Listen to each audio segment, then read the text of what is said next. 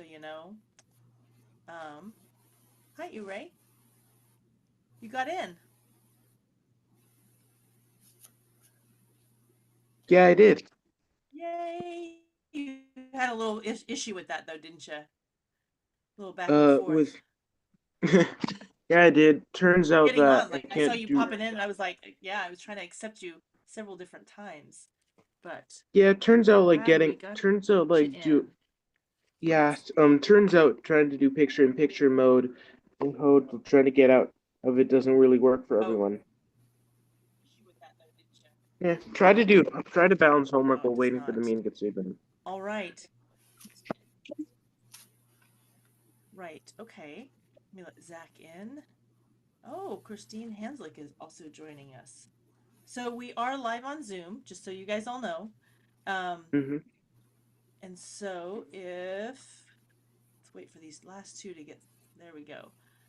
We are live on Zoom, but if you can turn your cameras on, that would be great. Hi, Christine. Hi, Miss Hanslick. I don't know if you can hear. Can you hear my dog? He's just losing his mind. I may have to shut the door to my office. Okay. And then who's this? Let's see. Okay. Hi, Janine. All right. Hi, Jackson. All righty, everybody. We're going to go ahead and get this started. Our president, Brooke, was popped on, and then I think she might have had an issue with um, getting connecting. So let's hope she can pop back on, because essentially I'm going to have her kind of just field the questions and run the meeting. But until we get that going, um, I just want to introduce myself. I'm Kathy Benford. I'm one of the sponsors of TFME here in Round Rock ISD. This is my 7th year being a sponsor here, and I'm really excited about that. About just the things that we've done over the last few years. We've had some down years, but we've had some good years too. We also, so let's do this. Let me just kind of go down the um, I've got the participants list up, so I'm going to go down the participants list.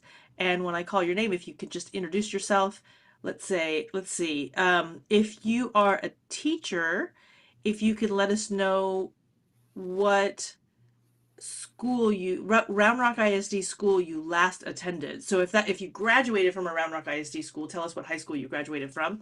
If you went through middle school and then you went to another high school somewhere else, tell us what middle school, et cetera, et cetera. Okay.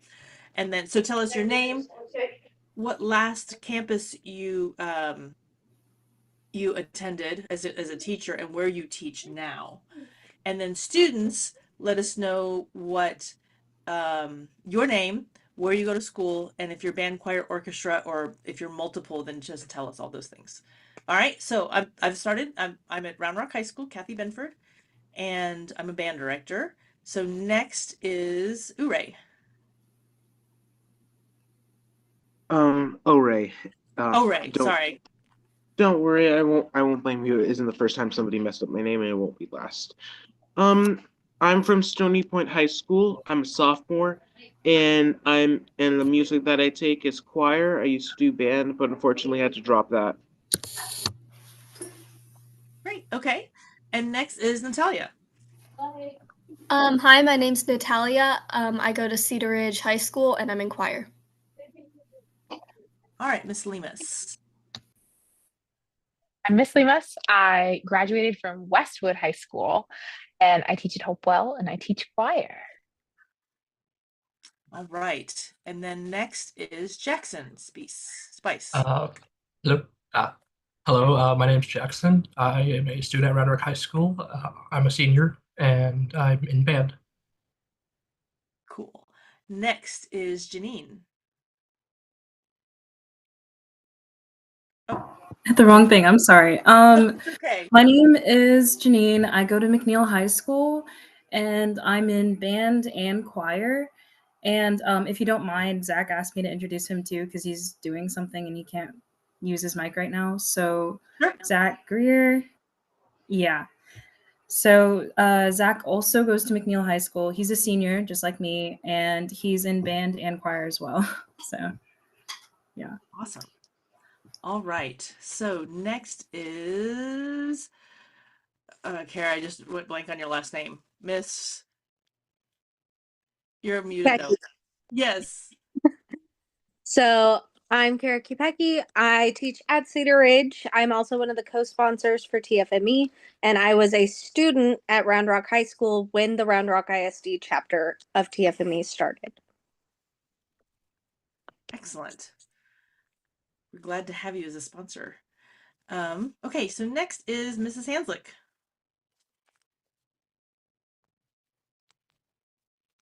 Do you want me to unmute you? I think I can unmute you. Oh, no, I just have to ask you to unmute. Oh, look, I did it. Yay! Okay, woohoo! I had to hop on my phone because for my computer it wasn't updated. Anyway, yes, I'm old. I'm trying to figure this all out. I had to put my reading glasses on. Yes. I think I'm still older than you are, so. Woo!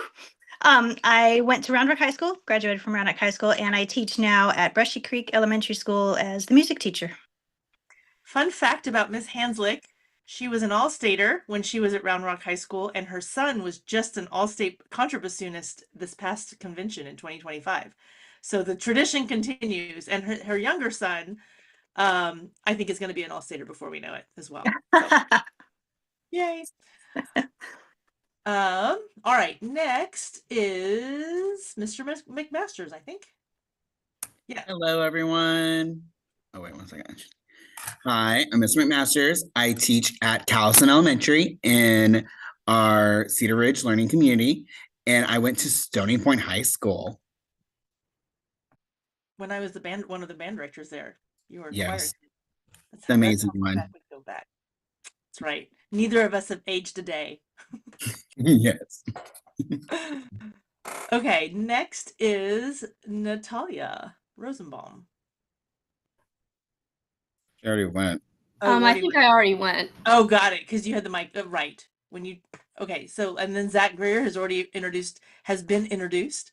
So, and I think has Brooke gotten on this call? No, I think she keeps trying to get on the call, and then Zach has a concert to get ready for, so you're just listening in. Okay, well, glad you could make it. So let's get this meeting started. Brooke keeps popping on and popping off, and so I don't know if she'll be able to join us for the meeting or not. She might have bad internet or something, or just a computer or phone or something that doesn't want to cooperate, as we can all attest to having experience in the last 5 years. All right, so today's meeting is about meeting with our Round Rock raised teachers here in the school district. So these are all teachers who have they just introduced themselves. They've come through the Round Rock ISD music systems, and now they're teaching within the Round Rock ISD music systems, which is wonderful. And so I guess we've got a couple different generations here. And so let's start with just telling us, and whoever wants to chime in first can. Tell us what you all three went to high school here. So tell us what high school was like when you were in school. All four of y'all. You guys, we've got all four learning community. No, we've got two Round Rock and a Stony Point and a Westwood, but also Cedar Ridge is a fairly new school. So there we go. Let's go. Tell us what it was like when you were in high school in your respective music program. Well, I graduated in 2018, so it wasn't. I always tell myself it wasn't that long ago, but then I have to remind myself that it kind of was a long time ago. But it doesn't feel super different. I think being at the middle school level, sometimes I have some moments where I'm like, oh, I don't remember being like this. And it's kind of weird because most of the people that taught while I was in high school are still here. So there's a little bit of like disillusionment getting used to that. Honestly, the biggest thing is we were not one-to-one, like as a district when I was in school. So all the kids with their broken Chromebooks like really stressed me out because that was not something that I had to deal with. All right. Well, let's just go in chronological order. So I think our next graduate is Mr. McMasters. Cool. Yeah, I'll go. I think my high school experience within the district, it was pretty amazing in the music department. Um, During the time period then I was there at some point, everybody worked well with each other to put on these big concerts and perform the masterworks and help each other out doing, oh, I'm sorry, I'm in my classroom because it has better internet here. Here we go.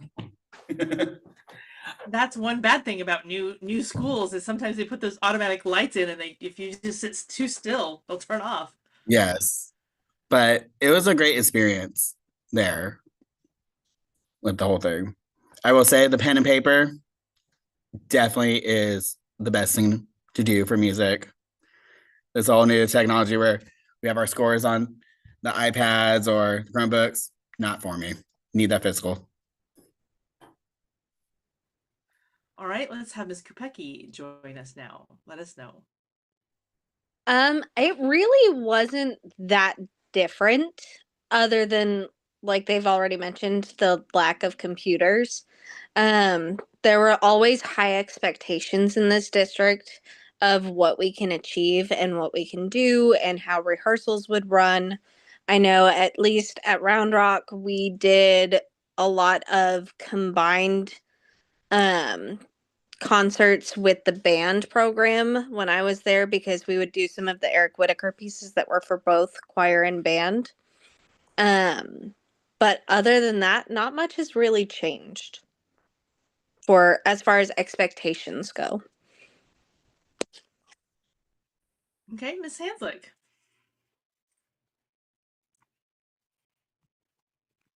Okay, do I need to ask you to unmute again? Is that going to help? Perfect. Thank you. For some reason, when I tap the microphone, it does nothing. I'm trying. I really am. So I graduated. I rarely ever get on the phone, Zoom calls on phone, so I don't even know. Oh my goodness. Yeah. So I graduated in 1885. I mean, 1995, and a lot has changed. Band was not as intense as it is hour-wise. Like, yeah, we did all the marching stuff and contests, but it wasn't as many contests, and it wasn't just didn't seem quite as intense. But it was fun. It was great. I had a great time in band. Um, I took typing on a typewriter in Round Rock High School and did not have my when you said one-on-one, I was like, what's she talking about? They have a teacher all to themselves? Oh no, a computer. Gotcha.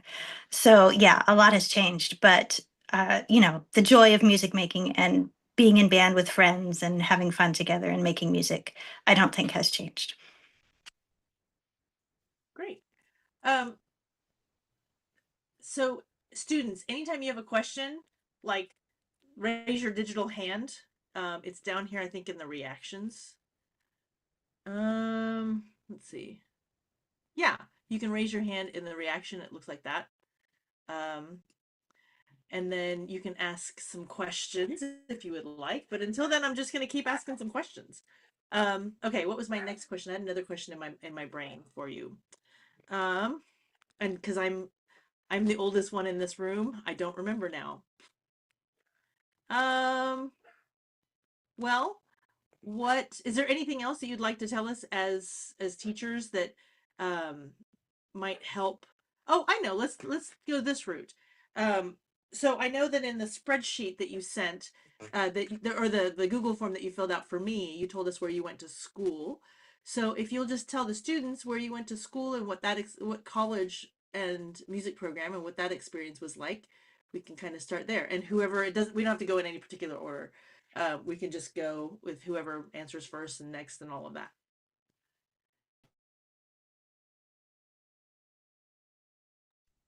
I'll go. So I actually went out of state for college. I went to the University of Northern Colorado. At the time I started college, I was like, I'm going to do musical theater because I know I can do really well with teaching, but I want to try something. I did 1 year as a theater major and just felt my love was very much with teaching and music. So I switched to music ed. I was already in the choirs anyways because I have always wanted to do choir. And while I was there, I had a lot of opportunities to go and perform in the community. I had the ability to go to Italy and perform. But then also a big thing with how Colorado does their classes is as you're going through and doing all of your coursework, you also had observation hours. And so every semester you were expected to go to one of the schools in the area and go in and either observe or actually help teach a lesson. And so by the time you get to your senior year, you will have taught a band class, you will have taught an orchestra class, you will have taught a choir class so that you're prepared for anything.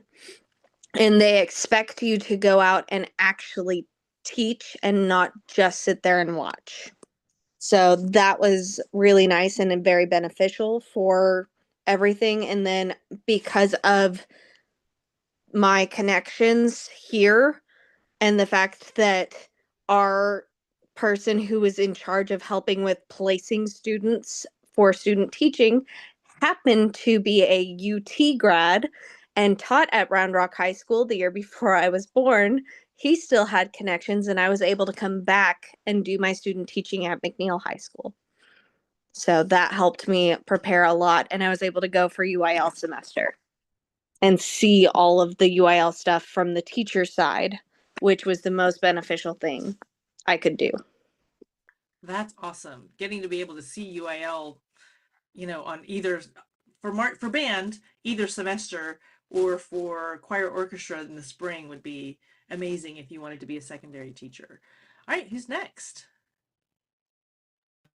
I'll go. So I actually started college at Texas State, and I just like didn't enjoy being at a big school. And my choir teacher at Westwood was like, "You're gonna hate being at a big school." And I was 17 and didn't want to listen to anybody. So I started at Texas State and I just felt really disconnected, and it didn't feel the way that choir had felt here in Round Rock ISD because it was a very connected thing and we were always sort of like bouncing off of each other and it wasn't very collaborative. So I actually then transferred to Southwestern, which is in Georgetown, which is like 30 minutes up the road. It's not far at all. But something that was really helpful there, going from a big school to a much smaller school, was we essentially ran the program. Like the music ed majors were very involved in deciding what things look like, and we were asking for what we needed. And so, like Kara said, something that Southwestern does is you have to get community hours before you're even permitted to student teach. Like they won't sign off on you student teaching unless you have a certain number of hours. So I'd gotten to see the Georgetown ISD schools and then go back to Round Rock ISD schools. But then when I was student teaching, because I was in the area and I knew so many people and it just felt like being at home. I also got to go to UIL and see UIL from the teacher side and like teach those UIL pieces. And it was very eye-opening having to see what UIL was like as a student and then as a teacher. And then something else that I got to do was I was around, like I was in the area for the all-state audition process and the region process.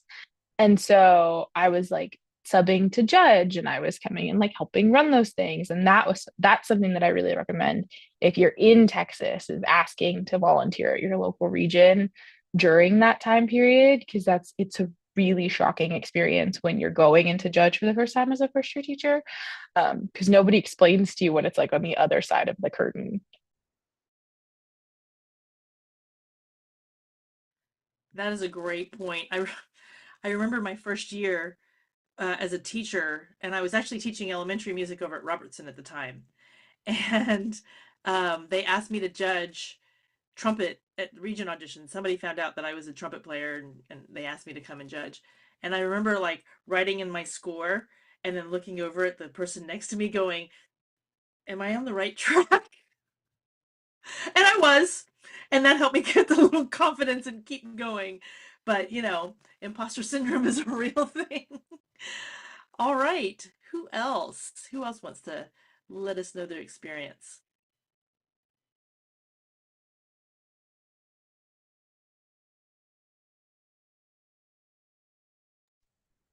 Yay. I'm unmuted. Can you hear me? All right. Yeah, I got So, your back. yay. I went to Baylor University and majored in music education, instrumental emphasis, flute. So I went to school for 5 years to learn how to be a band director. And I thought that's what I wanted to do. And it was great. It was a 5-year program, by the way. I didn't fail that many classes or any classes.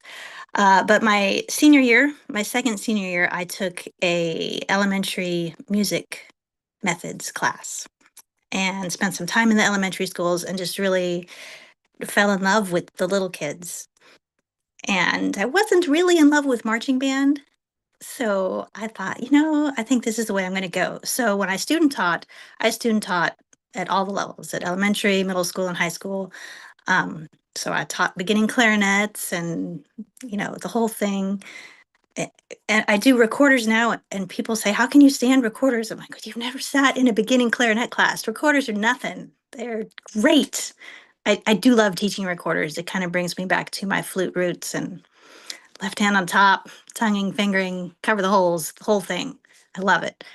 But majoring in music at Baylor it was the best time of my life. Not that I don't love my kids and my husband, but the music you are surrounded by as a music major is second to none. And don't take those experiences lightly, because you won't get that kind of experience again, ever. Go to the recitals, go to the concerts, soak it up.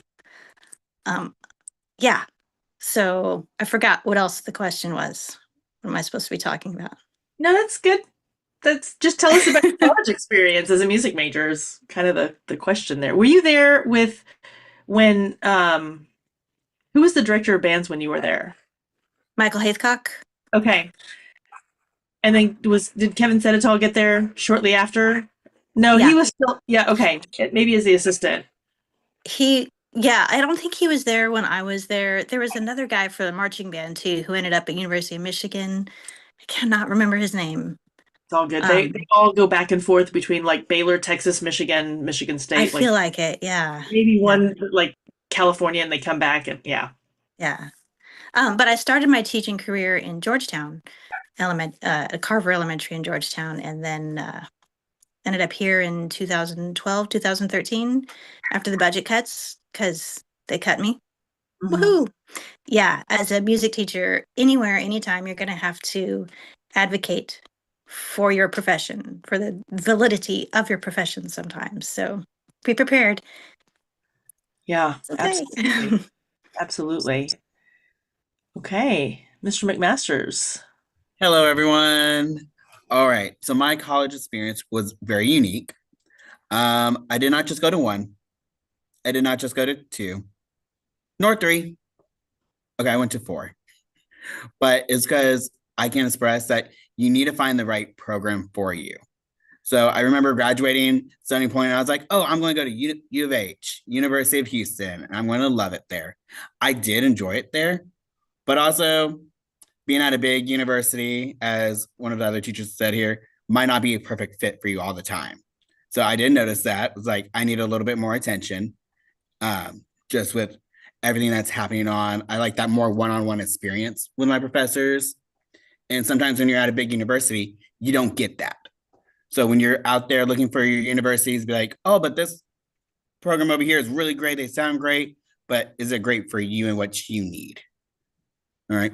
So after a year at U of H, I came back home to Austin and I did ACC because also I was paying for college on my own. And sometimes that's not cheap. So I did a semester at ACC and I was like, you know what? I need a more rigorous program. So then I jumped to Blinn College in Brenham. That's a great 2-year program there. It's very rigorous. They have a lot of time to give people one-on-one. They work with you like hardcore. And then after Blinn, I jumped to Prairie View A&M University. It is a small HBCU, and the department was able to give every student one-on-one. As one of the other teachers here already said that having her experience at Southwestern, they really took the students' opinions and let them help run the department and run what they needed. Prairie View did exactly the same thing. They were offering us a lot of opportunities to travel outside of the country and perform, getting those teaching experience with fellow alums that have already had like double-digit years in teaching and having that experience before we're going into our student teaching. So I can't express more than finding the right school for you, no matter how long it takes or how many it is. It's very important. That I'd is just like to add something to what Mr. McMaster said. A lot of universities have the option to go and be a college student or music student for a day.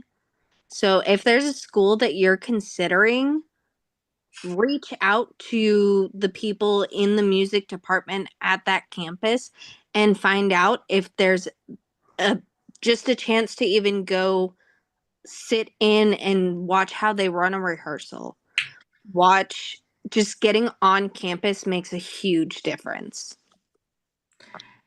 and you can wrap that right into your college visit. You know, if you maybe not the day you audition, but if you can get to the campus another point in time, either before or after the audition, and just see what a day in the life of is like, they can usually accommodate that. And they sometimes it's through, like if you're a choir student, it's through the choral office or band office or orchestra office, depending on what kind of which strand you want to major in.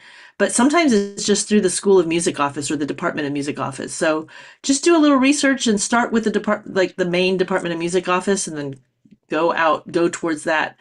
Um, when I did my master's at Sam Houston State, we had this day called Saturday at Sam, and it happened a couple times through the semester or through the year, maybe two or three times in the school year.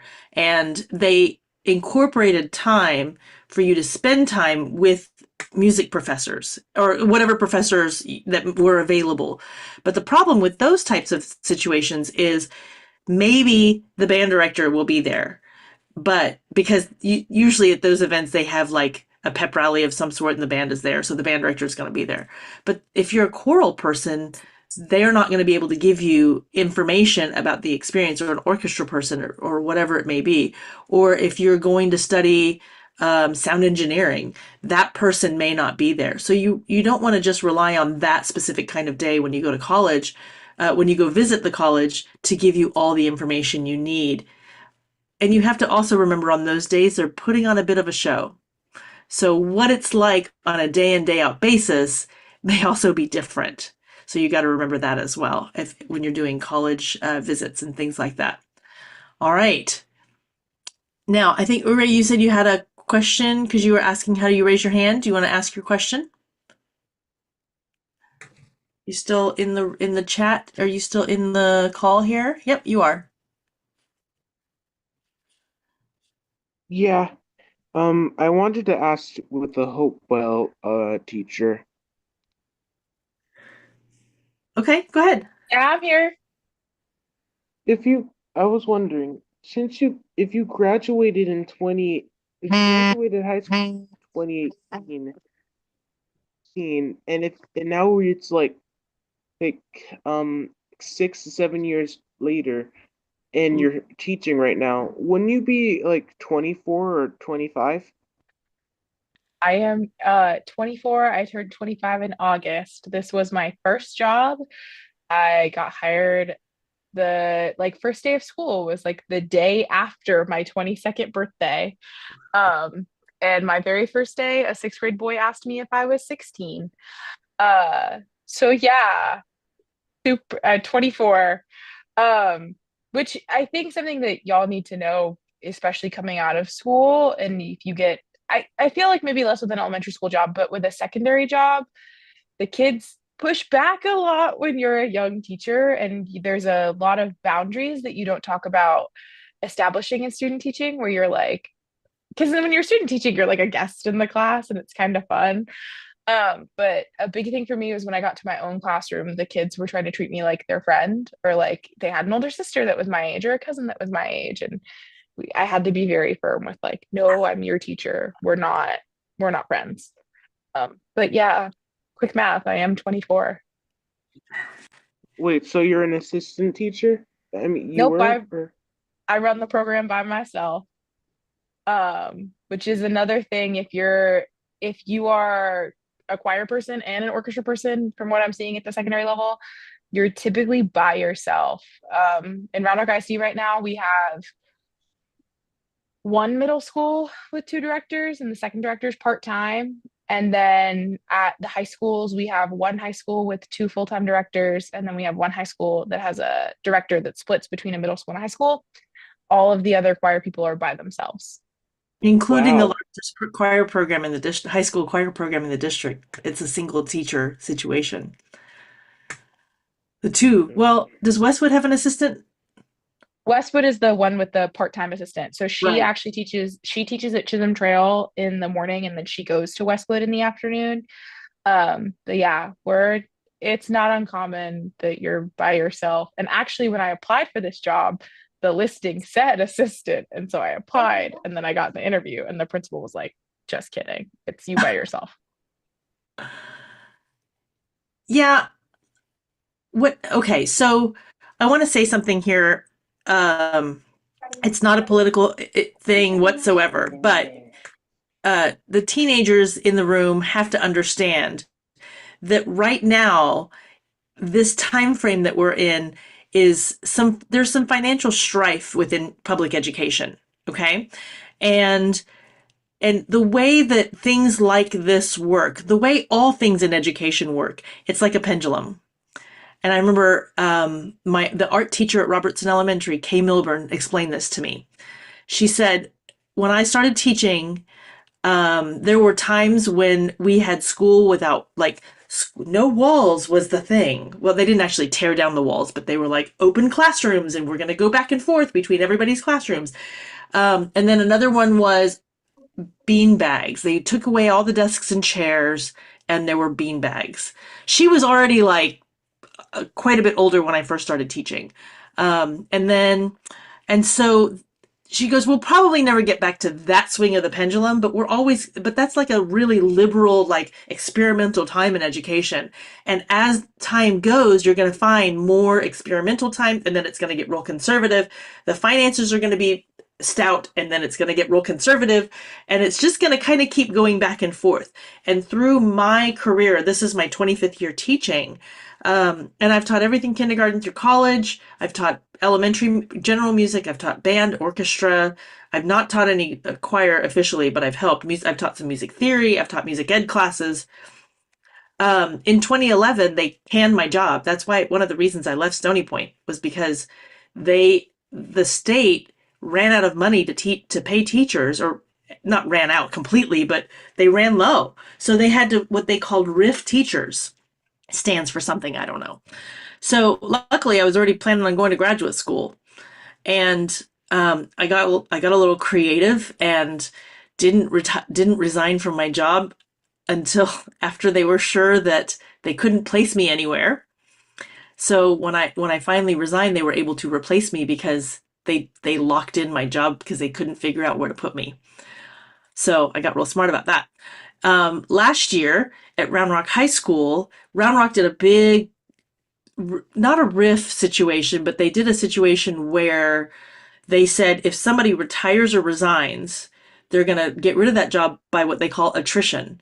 And so at Round Rock High School specifically, our percussion instructor resigned. He retired, and they were not going to replace his job at all. And so we had to get real creative, and I'm not totally sure what the process was, but the principal was on board of making sure that that was such a specialized position, even though the job title didn't feel like it. And he understood it. The superintendent understood it. They figured out a way to to get that job back half time, and then finally they got it back full time. But it took time, and we were very scared for a long time that that job wasn't going to come back around. So, but in between 2011 and what was last year, 2024, there were plenty of times where that wasn't an issue. So don't don't let what's happening now financially in education deter you from continuing on and being inspired to continue to be a music major and try to be a music educator. Okay. Don't let that like tear you down. Okay. We're working really hard to not let it tear us down, but you can't let it uninspire you. Okay. Before I go on, another student has joined us, Jackson Etheridge. So Jackson, can you hear me? Go ahead and unmute if you can, if you're around. Let's see. I'm going to ask to unmute. So if you can turn on your, there you are. If you'll tell us, I already said your name, but go ahead and tell us your name, what school you go to, and if you're band, choir, or orchestra, or which of the three that you might be. Ready, go.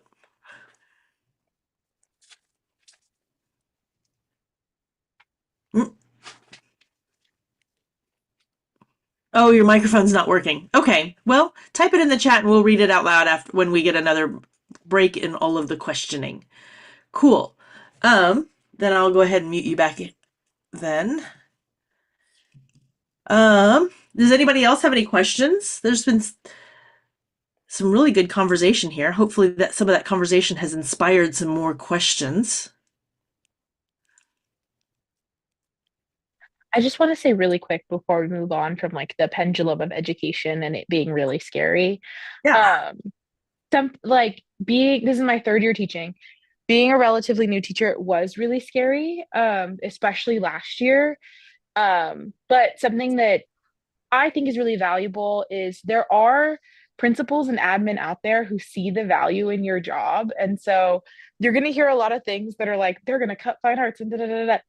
And that may be true at some campuses, but there are admin and principals and people out there who actively see the value of your job. And I think it's really important that you hear somebody who's teaching say that, because I know as teachers, a lot of us are like, admin's not always our friend, but admin a lot of times in these situations can be our friend. And I know at Hopewell specifically, our principal really sees the value in having the fine arts staff that we have, specifically the music staff that we have.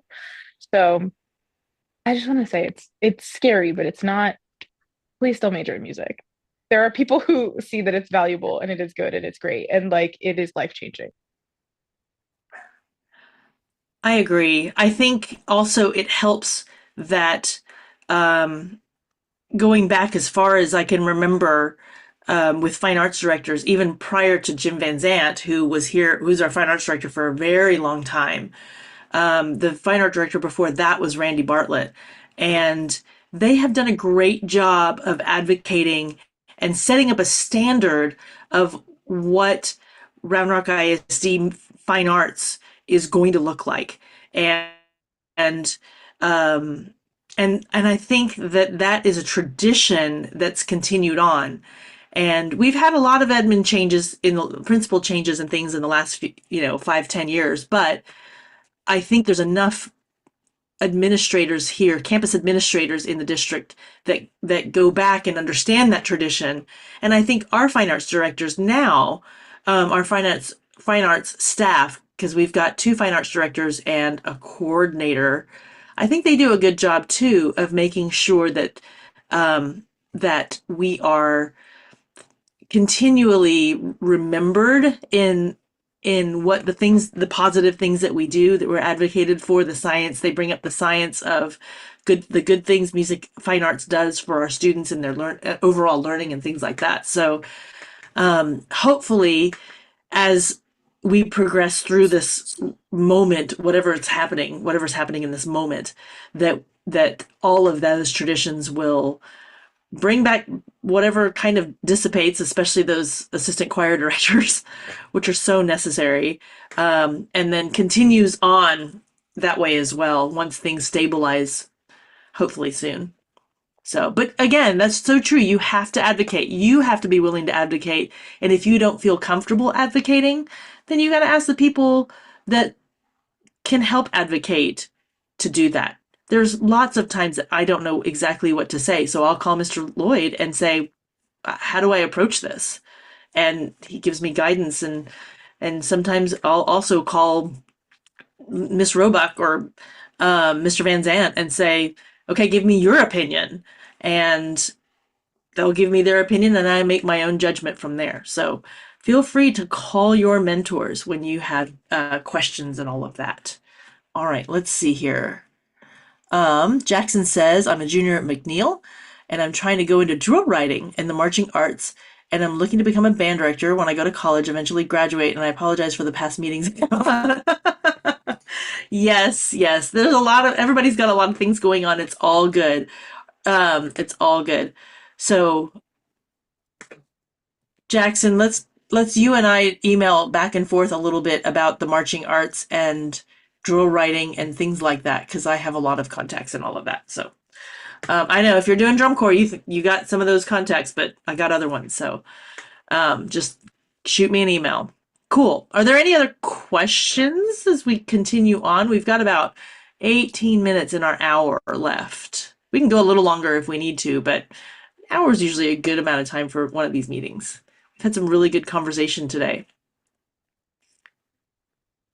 Okay, Jackson Spice, say your name. Say, like, I should know. It's Spice. Spice, that's what I thought. Okay. You don't have to. Yeah, you got it right the first time. Most people get the number of times we accidentally put the E before the I in a program for like your freshman and sophomore years. Ugh, I'm just as confused. Fine. People do it all the time. I'm not. But I have kind of like a general question, considering I'm off to college by like the next semester of this year. What was like one of the most difficult things you had to adapt to, like as like a music major in college? Like, what was the hardest thing you had to deal with? I don't know. That just Time management. Because a big thing with being a music major is you take a lot of 1-credit classes. Yeah. But even though they're 1 credit, they still take like 3 hours. So, and to be a full-time student, you have to take like 12 credits. So as a music major, that could be anywhere from 8 to 15 classes. So just getting used to being really good at managing your time. Okay. Thank you. Yeah, on the topic of time management, first of all, because like your private lesson is like 1 hour and then your ensemble is 1 hour, but then you're in your ensemble for like 4 hours a week, it's whole thing. Something that I think is really important is protecting your mental health. Like there's a lot of comparison and imposter syndrome in music school, and it feels very competitive, even though maybe outwardly it doesn't seem that way. And you're going to have friends that are in other majors that have more free time than you and like don't get it, and they are going out or doing whatever, and you have to meet your practice hours, and you have to go to your ensemble rehearsal, and you have to do all these things, and just making sure that you, number one, protect how you feel about yourself in those situations, but then protect your love of music, and remember that sometimes you may not get to do all of the fun things that your friends that aren't music majors are doing, but you're in this for a reason, and there's a lot of value and love in it, and it's worth it in the end. Yeah, I would totally agree with those two statements, like time management, your mental health, because in music schools, there is a lot of comparisons. And I would say like what I see and I hear from like other students of the campuses I went to and graduated from, that studio time, private lessons are very difficult because they do start listening to their friends performing and they're like, wait, I can't do that yet. Why can't you do that? We both have the same amount of lessons. We've both been practicing X amount of time, and understanding that you might be at a different skill level than your friend is, or vice versa. So understanding that as well. And sometimes at the larger universities and such, you might not be taught by the head professor or the 10-year people. You might get their grad assistants who are working on their doctoral or their master's, and they're working with you and going back to their people and be like, hey, this is what we did, da, da, da, da. How can I make it better? And such. Yeah. Thank you all for that advice.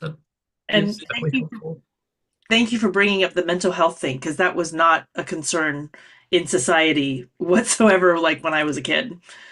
So, and I graduated high school in 1991. So, yeah, it's been a long time, but I'm so glad that that's now a regular topic that keeps being brought up, because sometimes I don't remember to do that.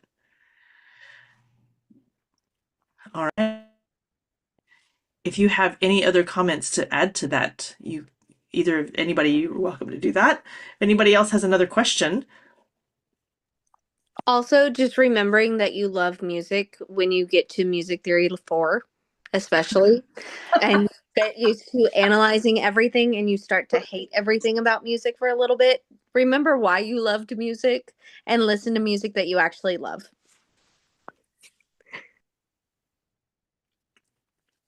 Agreed. I said it in the chat, but I actually loved Theory 4. That was my favorite one. I loved Theory 4. I didn't like theory 3 or 4. I liked graduate level theory, but I don't know. Texas State Music Theory program was interesting. I don't know. I have nothing else to compare to. So, any other questions? Any other thoughts? Anything else that we want to add to the party here? No other questions? Can I just make like a Yes. Were you saying yes to? Is that another person? Or You is it... talk to me. Talk to us, Mr. McMasters. Okay. I just want to make a PSA, y'all. I understand when we get out of high school, I see it a lot with the freshmen and sophomores during the reunions at TMEA. A lot of people want to be that choir director or orchestra director or band director.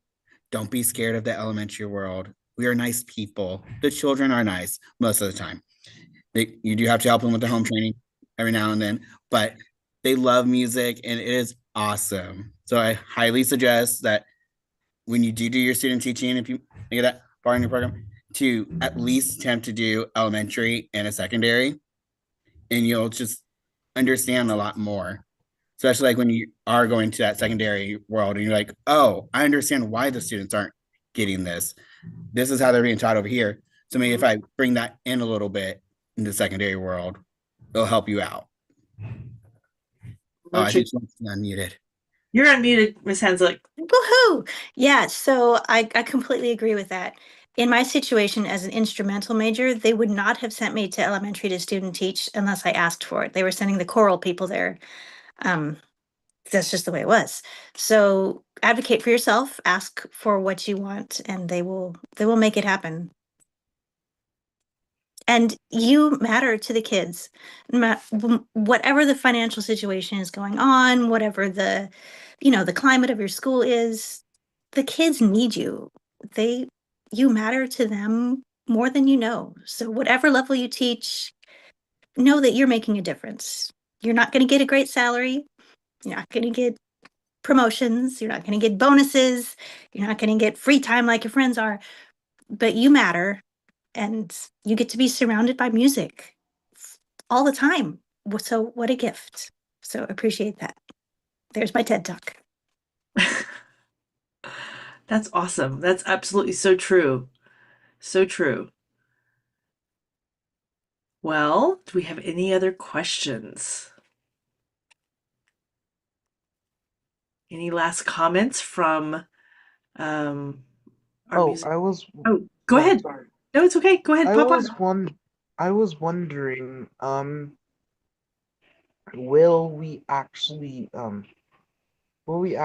like see sometimes like actual musicians, or probably have them join in the meeting? Like, I don't know, I know I said this like the first meeting that we had, like I would really love to meet Randall D. Standridge. Mm-hmm. So he's not going to be available for a future meeting this semester, but I think we've got John Mackey coming to join us at the beginning of April. We're just having to nail down the dates with his people. He's got people. Actually, just one person, but so and actually the topic that I've asked him to talk about is a little bit about some of the things that we talked about here. So hopefully it'll be a good talk, and hopefully he'll be able to join us. So before we wrap it up, does do the educators in the our Round Rock raised educators have any last thoughts for us?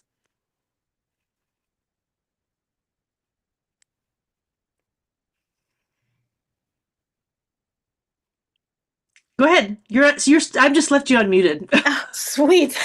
I'm not going to make any other noise. Good for you for being brave enough to go into this profession and following your heart and continue to do that. I'm impressed with you. Keep it up. Do what you do and love what you do. Tell your teachers thank you, your high school and your college teachers, because they're working hard just like you're going to too. So I'm proud of you. Persist. Thank you. Anyone else? Oh, here we go. Miss Kupegi. Also, don't be afraid to reach out to college professors and ask them questions. That's a huge thing, is if you're like, I really want to go to this school, but the online information doesn't have a lot, find out who to email and just ask them. And if you can't figure out who to email, there's usually somebody who's in charge of the School of Music and they have contact information for that person, and you can always email them and ask them who to get in touch with to be able to ask your questions. Especially if you're somebody who's like, I really want to do music therapy or music ed, but I don't know which route I want to take. Ask the music therapy person at the campus questions. Ask the music ed person questions, and then go through and figure out, how do you figure those things out? And maybe you go in planning to do one. Don't be afraid to change your major either. Yeah, And absolutely. ask us questions too. If you have questions that you just want to ask a music teacher or band director, choir director, we're here for you. We would love for you to reach out or come observe a class. You're like, what in the world are kindergartners doing these days? Well, today it was square dancing. So come on down and watch what we're doing anytime. You're welcome. And yeah, you got to get permission and all that, but whatever. Please reach out. We're happy to help you. And if you want to know about going to 4 colleges, ask Mr. McMasters, because he's the expert. No shade. Absolutely no shade in that comment, because I love you. I think I'll say that when you are going through college, you're going to get to the end of student teaching, you're going to be like, I don't feel prepared to teach, or you're going to be like, I feel so ready. And then you're going to do that first year and you're going to feel like you don't know anything. And like, it's really overwhelming and you're going to feel like you're doing everything wrong. Everyone feels that way. Everyone. Even if it's like a perfect year and your UAL groups get sweepstakes and everything goes well and everyone pays their program fees on time, which won't happen, you're going to feel like you're doing everything wrong and like you don't know what you're doing. And that's, everyone's felt that way. And then like 3 years in, you're still going to feel a little bit that way, but it goes away over time. And I think the important thing is like, you're fulfilled because the kids are having a good time. And so that's, at the end of the day, that's what matters. Agreed. I have a little note here on this is my laptop and I've got a monitor over here. And it says, you never go wrong when you focus on the music. And so, and all the nonsense stuff you got to do as a band, choir, orchestra director, elementary music director, whatever, if you take a moment and just focus on the music, and then you get back to whatever other thing you had to do, you'll be all right. What else? Anything else?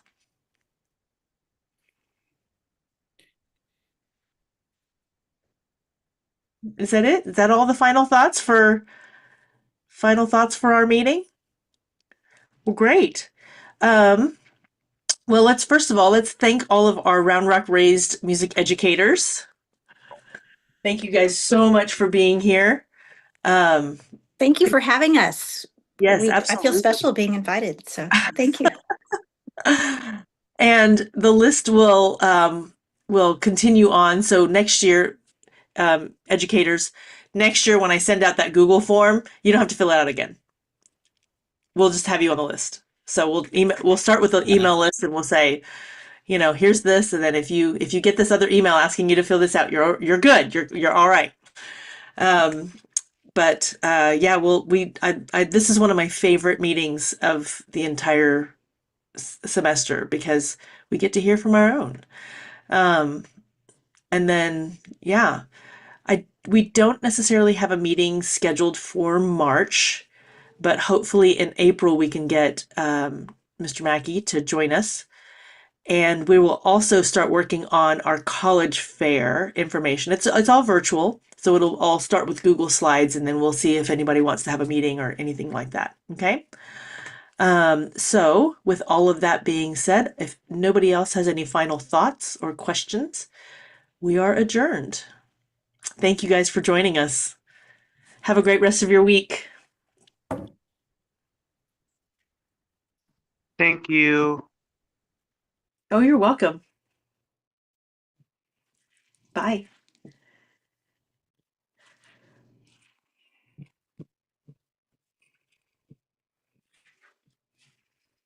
Okay, hang on. Let me figure out how to stop the Zoom, the, oh, I know, the live stream.